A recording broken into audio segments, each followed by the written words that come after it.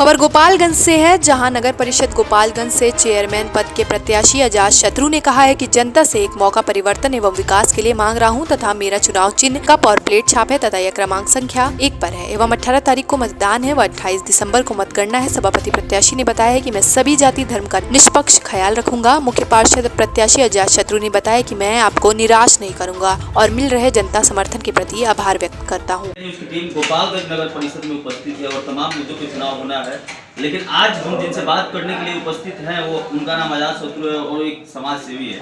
कई वर्षों से समाज के लिए उन्होंने अपना समय दिया है, तो हम इनसे जानेंगे कि अगर एक समाज सेवी आता है जीत कर अध्यक्ष बनकर तो क्या परिवर्तन दिखेगा गोपालगंज में और जनता को किस तरह का विकास दिखेगा। पहले परिचय देते हैं। बहुत बहुत स्वागत है सर आपका टीवी इंडिया में। बहुत धन्यवाद आपके आने का और आपके सभी दर्शकों को मेरा प्रणाम है जी। एक बार पूरा परिचय भी दे दीजिए सर। मेरा नाम अजाज शत्रु है। मैं गोपालगंज प्रवासी हूँ। मेरे पिताजी का नाम रामनाथ शाहू है, जो पिछले 40 सालों से समाज सेवा में एकदम दिन रात एक करके रहते हैं। लोगों की निस्वार्थ भाव से सेवा करते हैं। उनका केस लड़ते हैं, मुफ्त में केस लड़ते हैं। अगर गरीब मिल जाता है तो उसको तो अपने पॉकेट से पैसा लगा करके उसके न्याय और हक की लड़ाई करते हैं। मेरे पिताजी हुए। मैं एक कोचिंग चलाता हूँ जहाँ सरकारी स्कूल के बच्चों को मुफ्त में पढ़ाता हूँ। प्राइवेट स्कूल के बच्चों से फ़ी लेता हूँ। सरकारी स्कूल के बच्चे हमारे यहाँ निःशुल्क पढ़ते हैं और वो मेडिकल और इंजीनियरिंग भी निकालते हैं, IIT जैसे एग्जाम भी क्वालिफाई करते हैं। ये मेरा एक तो आप एक समाज सेवी भी हैं और एक शिक्षक भी हैं सर। तो एक शिक्षक और समाज सेवी जब जीत कर आएगा नगर पंचायत अध्यक्ष बनकर तो गोपालगंज में क्या परिवर्तन दिखेगा। गोपालगंज नगर परिषद में सबसे पहला परिवर्तन तो ये दिखेगा कि नगर परिषद पारदर्शी हो जाएगा। जनता जान पाएगी कि हमारे लिए क्या आता है और हमको क्या मिलता है। नगर परिषद एकदम भ्रष्टाचार मुक्त हो जाएगा। नगर परिषद में जो भी लूट का जो ये अभी सिस्टम चला हुआ है, अभी जो जितने भी ठेका निकलता है, टेंडर निकलता है, वो नगर परिषद के एकदम जो चिन्हित 4-5 जो उनके ठेकेदार हैं उन्हीं को मिलता है, किसी और को ठेका नहीं मिलता है। हम लोग जब इस ठेका प्रथा को ख़त्म कर देंगे तो डायरेक्ट नगर परिषद ही जब काम कराएगा। कहीं का सड़क बन रहा होगा, कहीं भी सड़क बने, मान लीजिए कि वहाँ का एस्टीमेट बना कि 150 बोरा सीमेंट लगा करके वहाँ का सड़क बनाना है और वो ACC सीमेंट लगेगा, तो मेरे ख्याल से वहाँ की जनता जागरूक हो जाएगी इस बात को लेकर के कि यहाँ 150 सीमेंट लगना है तो 150 सीमेंट की बोरियाँ आएगी तभी जाकर के काम स्टार्ट होगा। तो वहाँ चोरी करने का जो है स्कोप ख़त्म हो जाएगा। आज जो है वो टेंडर में 10% चेयरमैन साहब लेते हैं, 10% एग्जीक्यूटिव अफसर लेते हैं, 5% उप चेयरमैन लेते हैं, 5% पार्षद लेते हैं। इस तरीके से टेंडर्स का जनता के फंड्स का बंदर बांट करता है लोग। और 100 रुपये अगर किसी भी सड़क को बनाने के लिए आता है तो उसमें जो ठेकेदार लूटता है, जो ये हमारे पदाधिकारी लूटते हैं, जो हमारे माननीय लूटते हैं, महज 30 से 35 रुपया बच जाता है जो इस्तेमाल होता है। तो 100 रुपये की चीज़ अगर 30 रुपये में बने तो आज के 100 रुपये की चीज़ अगर 30 रुपये में बने तो आज के जो हालात हैं, जो सड़कें बन रही हैं 6 महीने में उसमें से गिट्टी निकलने लग रहा है, टूटने लग रहा है, सड़क नाले बन रहे हैं 6 महीने में टूट जा रहे हैं, स्लैब मोटा मोटा स्लैब ढाला जाता है लेकिन 2 बार उसको पलट दीजिए तो वो टूट जाता है। ये स्थिति नहीं रहेगी अगर हम लोग आ जाएंगे तो बिल्कुल पारदर्शिता के साथ काम किया जाएगा, जनता के हक में काम किया जाएगा। और जैसे आपने मेरा एक परिचय दिया कि मैं एक शिक्षक हूँ, और तो शिक्षक होने के नाते निश्चित तौर पे मैं छात्रों के, नौजवानों के हित का भी सोचता हूँ और मेरे जहन में वो बातें रहती हैं। मैं छात्र नौजवानों के लिए गोपालगंज में चार लाइब्रेरी खोलने का प्लान लेकर के आया हूँ। 4 लाइब्रेरी जहाँ पे वाईफाई होगा, AC होगा, इसके अलावे किताबें होंगी, इसके अलावे एक हॉल होगा जिस हॉल में एक बड़ा सा स्क्रीन और उस स्क्रीन पे जो बड़े बड़े इंस्टीट्यूट का पैकेज है, जहाँ PPSC, UPSC, railway, banking, SSC की तैयारी कराने का 1.5 लाख रुपया और 2-2 लाख रुपया एक सब्सक्रिप्शन का चार्ज लगता है। तो वो वहाँ पे हम लोग निःशुल्क 50-100 बच्चों का हॉल बनाएंगे, 50-100 सीट का हॉल बनाएंगे और वहाँ हमारे 50-100 बच्चे बड़े आराम से निःशुल्क कॉम्पिटिटिव तैयारी करेंगे। तो गोपालगंज में वो बच्चे जो पटना और दिल्ली जाने में सक्षम नहीं हैं, गोपालगंज में वो क्लासेस करेंगे और लाइब्रेरी में सेल्फ स्टडी करेंगे। तो हम समझ सकते हैं कि इससे हमारा जो है रिजल्ट गोपालगंज के बच्चे देना शुरू कर देंगे। ये छात्र नौजवानों के लिए हम आज देखते हैं कि गोपालगंज नगर परिषद सफाई को लेकर के जाना जाता है। ये सफाई कराना इसका मूल रूप से काम है। सफाई का आलम इतना ख़राब है, आप शहर में चले जाइए, जगह जगह कूड़ा का अंबार लगा हुआ है। बारिश हो जाए तो जल जमाव की स्थिति इतनी भयानक है कि गोपालगंज शहर में रहना मुश्किल हो जाता है। जाम की स्थिति, शहर में जाम की स्थिति इतनी भयावह है कि ऐसा लगता है कि शहर से बेहतर तो गांव है। इतना कुव्यवस्था है यहाँ पे, और इस सब के लिए नगर परिषद जिम्मेदार है। हम लोग आएंगे तो जाम की समस्या को लेकर के भी एक मजबूत रोड मैप है हम लोग के पास। आपके कूड़ा प्रबंधन को लेकर के भी हमारे पास एकदम अच्छा प्लान है। हम लोग ये अभी जो है वो रविवार को शहर साफ नहीं किया जाता है। हम लोग 7 दिन शहर साफ कराएंगे। रविवार को भी सफाई होगी शहर का।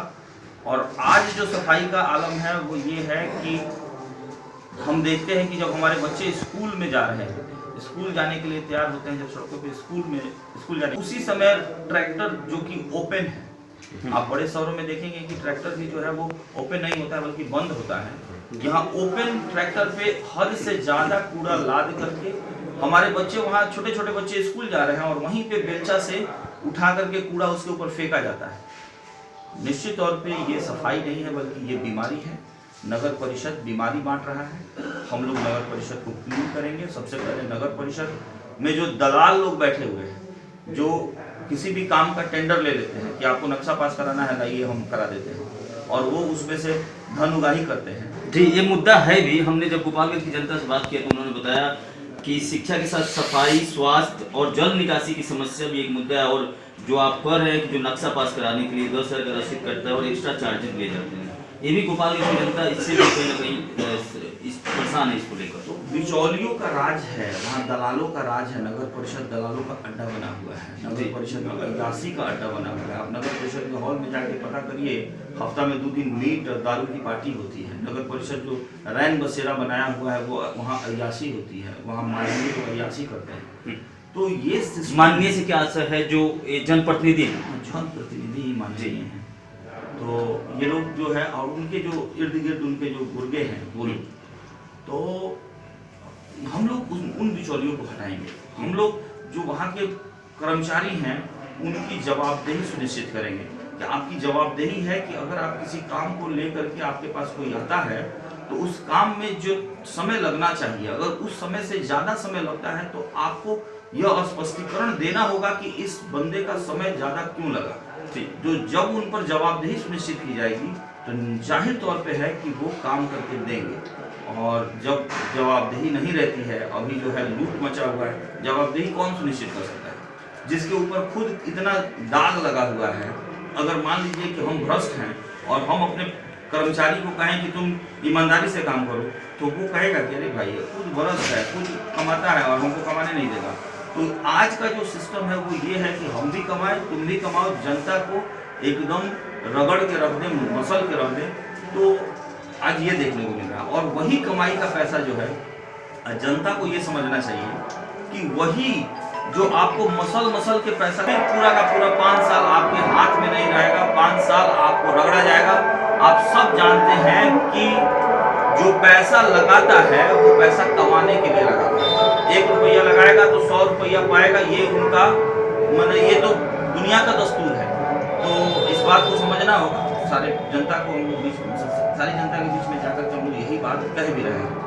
तो आप लोगों से भी अपील है कि आप जनता के बीच में रहिए और ये जो बंदर बांट चल रहा है, रुपया बांटा जा रहा है, इस पर थोड़ा नकेल कसिए।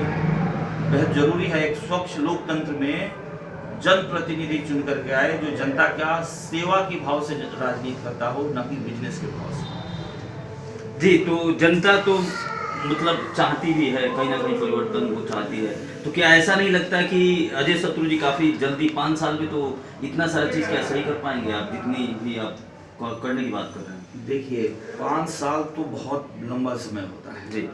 ये 5 साल के अंदर ही हो जाएगा अगर आपकी नीयत सही हो तो। हमने अभी लाइब्रेरी की बात कही, लाइब्रेरी हम बड़े पैमाने पे खोलने की बात कर रहे हैं, 4 लाइब्रेरी। तो आप इस जिस बिल्डिंग में अभी हम लोग हैं, एक छोटा सा बिल्डिंग है और हम एक छोटा सा इंस्टीट्यूट चलाते हैं जी। हम उस इंस्टीट्यूट में भी एसी लगा करके, वाईफाई दे करके, किताबें रख करके और एक टीचर रख करके हम निःशुल्क बच्चों को कॉम्पिटिटिव तैयारी कराते हैं। हम एक छोटे पैमाने पे इस चीज को देख पा रहे हैं कि हम करने में सक्षम हैं और इसमें जो जो चुनौतियां हैं, इन चुनौतियों से कैसे निपटा जाना है हम छोटे पैमाने पे देख चुके हैं।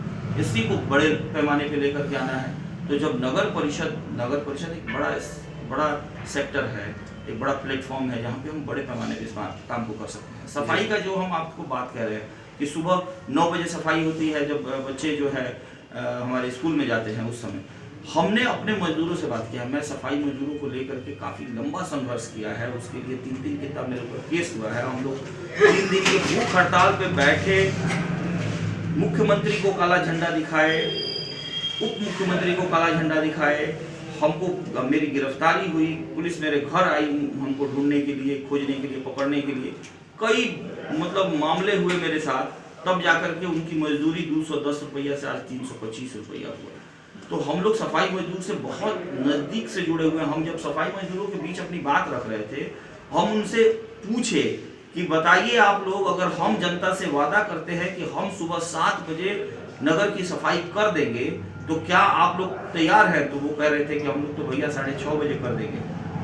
हम 6:30 बजे, हम लोगों की भी बातें सुननी चाहिए। हमारी अगर हमको वाजिब मजदूरी दिया जाएगा तो क्यों नहीं हम सुबह काम करके ये सब फाइनल कर देंगे।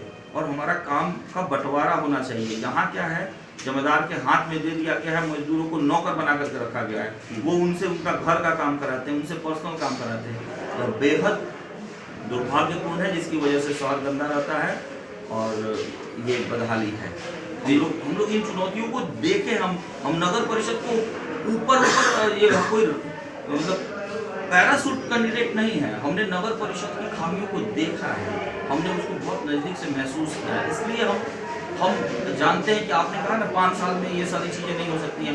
ये 5 साल तो बहुत लंबा समय है। हम इसको बहुत कम समय में इसकी शुरुआत करें, बहुत कम समय लगे, 5 साल भी नहीं लगे। और पिताजी भी सर आपके समाज सेवी रहे हैं, तो उनका कितना फायदा होता दिख रहा है इस चुनाव में? ये चुनाव देखिए, ये चुनाव बड़ा अच्छा सवाल है। हम बहुत लोगों से एक बात कह भी रहे हैं, ये चुनाव मैं बस चेहरा हूँ। मुझे पहले लगता था कि नहीं, हम भी बहुत सारा काम किए हैं, हमको प्रशासन जो है हाउस अरेस्ट करके रखती है, तो ऐसा लगता है कि हम भी लोगों के बीच में मेरी भी स्वीकार्यता है।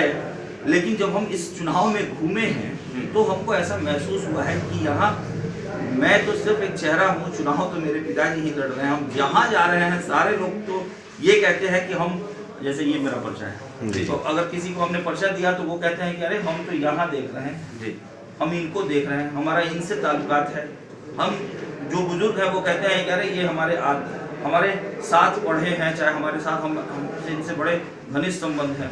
जो नौजवान है वो कहते हैं कि अरे ये तो मेरे आदर्श हैं, इनको तो देख करके हम लोग सीखते हैं कि कैसे मुफलिसी में भी कैसे एकदम मस्त रहना है। हम कितने भी तंग हालात में रहे, लेकिन कैसे लोगों के साथ मजबूती से रहना है, हमने इनसे सीखा है। तो हमको तो ऐसा लगता है कि ये चुनाव उन्हीं का चुनाव है, मेरे पिताजी का ही चुनाव है। मैं तो बस एक फेस वैल्यू हूँ, पिताजी के नाम पे मैं ये चुनाव करता हूँ, कुछ भी नहीं है। और आप और आपके पिताजी समाज को भी तो आप देते आए अपने समाज सेवा से, और आपने बताया अभी भी आप मुफ्त शिक्षा देते हैं। तो सर आज आपको मांगने का समय आ गया है कि समाज से क्या मांग करना चाहते हैं हमारे चैनल के माध्यम से? देखिए, हम यही कहते हैं कि हम लोगों ने समाज की लड़ाई को मजबूत किया है। आज ज़रूरत है कि समाज भी हम लोगों की आवाज़ को मजबूत करे, कि यह आवाज़ इसके बाद जब उठे तो और मजबूती से उठे और समाज के कल्याण में मजबूत। जो आपको मसल के पैसा ये लोग कमाए हैं, उसी पैसे में से 2 रुपये निकाल करके जनता के बीच बांट रहे हैं और जनता से फिर वोट मांगने की बात कर रहे हैं, वोट खरीदने की बात कर रहे हैं। आपके चैनल के माध्यम से हम जनता से अपील करेंगे कि इनके पैसे को खारिज करिए। ये आप ही का कमाया हुआ, आप ही से लूटा हुआ पैसा है। तो आपका लूटा हुआ पैसा अप्रत्यक्ष रूप से उनके पास है, वो वही दे रहे हैं। तो उनके इस झांसे में नहीं आइए, नहीं तो फिर पूरा का पूरा 5 साल आपके हाथ में नहीं रहेगा, 5 साल आपको रगड़ा जाएगा।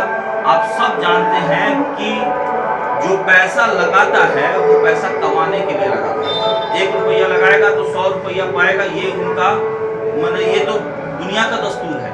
तो इस बात को समझना होगा सारे जनता को, हम लोग सारी जनता के बीच में जाकर के हम लोग यही बात कह भी रहे हैं।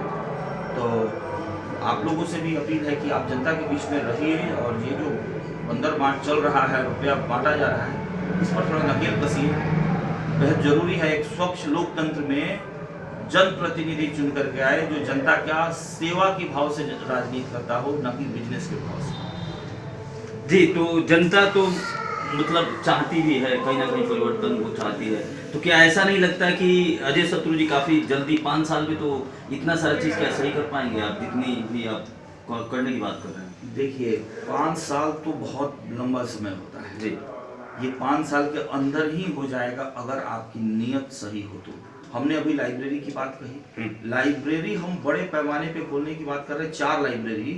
तो आप इस जिस बिल्डिंग में अभी हम लोग हैं, एक छोटा सा बिल्डिंग है और हम एक छोटा सा इंस्टीट्यूट चलाते हैं जी। हम उस इंस्टीट्यूट में भी एसी लगा करके, वाईफाई दे करके, किताबें रख करके और एक टीचर रख करके हम निःशुल्क बच्चों को कॉम्पिटिटिव तैयारी कराते हैं। हम एक छोटे पैमाने पे इस चीज को देख पा रहे हैं कि हम करने में सक्षम हैं और इसमें जो जो चुनौतियां हैं, इन चुनौतियों से कैसे निपटा जाना है हम छोटे पैमाने पे देख चुके हैं।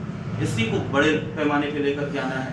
तो जब नगर परिषद एक बड़ा सेक्टर है, एक बड़ा प्लेटफॉर्म है जहाँ पे हम बड़े पैमाने पे इस काम को कर सकते हैं। सफाई का जो हम आपको बात कह रहे हैं कि सुबह 9 बजे सफाई होती है, जब बच्चे जो है हमारे स्कूल में जाते हैं उस समय हमने अपने मजदूरों से बात किया। मैं सफाई मजदूरों को लेकर के काफ़ी लंबा संघर्ष किया है, उसके लिए 3 दिन के तब मेरे ऊपर केस हुआ है। हम लोग 3 दिन के भूख हड़ताल पे बैठे, मुख्यमंत्री को काला झंडा दिखाए, उप मुख्यमंत्री को काला झंडा दिखाए, हमको गोपालगंज से मनीष तिवारी की रिपोर्ट, TV1 इंडिया न्यूज।